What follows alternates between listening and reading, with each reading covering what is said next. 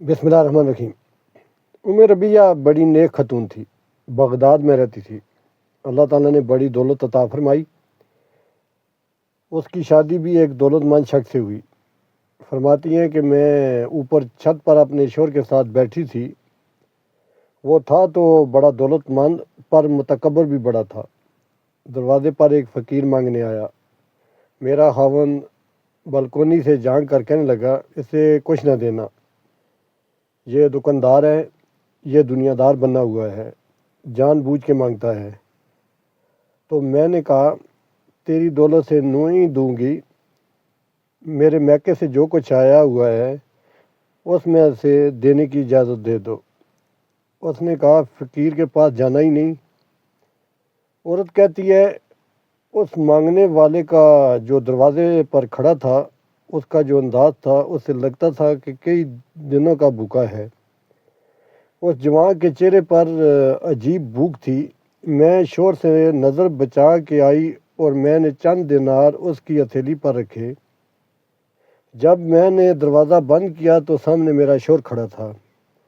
کہنے لگا، میری بغیر اجازت کے دیتی ہے، جا تجھے 3 طلاقیں۔ میں عزت مند باپ کی بیٹی طلاق لے کے گھر آ گئی۔ جرم میرا یہ تھا کہ میں نے اللہ کے راستے میں خیرات دی تھی۔ کہتی ہے کہ میں شدید پریشان، میرے والد اور والدہ بھی پریشان تھے کہ رشتہ کہاں سے آئے گا۔ میرے 1-2 سال شدید کرب میں گزرے تو ایک رشتہ آیا، بڑے امیر آدمی کا تھا۔ میں طلاق یافتہ تھی پر رشتہ کنوارے کا آیا۔ جب وہ رشتہ ہو گیا، میں پہلے دن اپنے خاوند کے پاس گئی تو مجھے کہنے لگا، مجھے جانتی ہو میں کون ہوں؟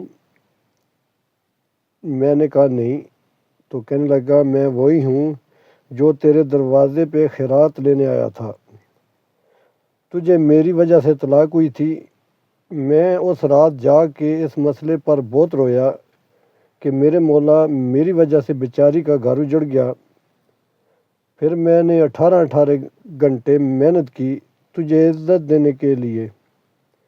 کہنے لگا، اب تجھے بیوی بنا کے نہیں، میں رانی بنا کے رکھوں گا، تیری نوکری کروں گا، تو میری محسنہ ہے۔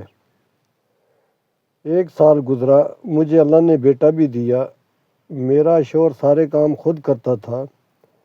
ایک دن میں چھت پر اپنے شوہر کے ساتھ بیٹھی تھی، دروازے پر مانگنے والا آیا۔ کہنے لگا کہ اگر مانگنے والا آئے تو تم نے خود دینے جانا ہے۔ میں دروازے پہ مانگنے والے کو دینے گئی تو میری چیخ نکل گئی، میں دڑام سے گری۔ میرا شوہر دوڑتا ہوا آیا، کہنے لگا، کیا ہوا؟ میں نے کہا، پتہ ہے مانگنے کون آیا ہے؟ یہ وہی ہے جو میرا پرانا شوہر تھا۔ ربیہ کہتی ہے، میں رونے لگی کہ لوگ دولت کا تکبر کرتے ہیں، لوگ طاقت کا تکبر کرتے ہیں، لیکن میرے اللہ کو ایک لمحہ بھی نہیں لگتا کسی بادشاہ کو فقیر اور فقیر کو بادشاہ بنانے میں۔ آپ تمام دوستوں سے گزارش ہے کہ برائے مہربانی میرے چینل کو سبسکرائب کریں اور مجھے شکریہ کا موقع دیں۔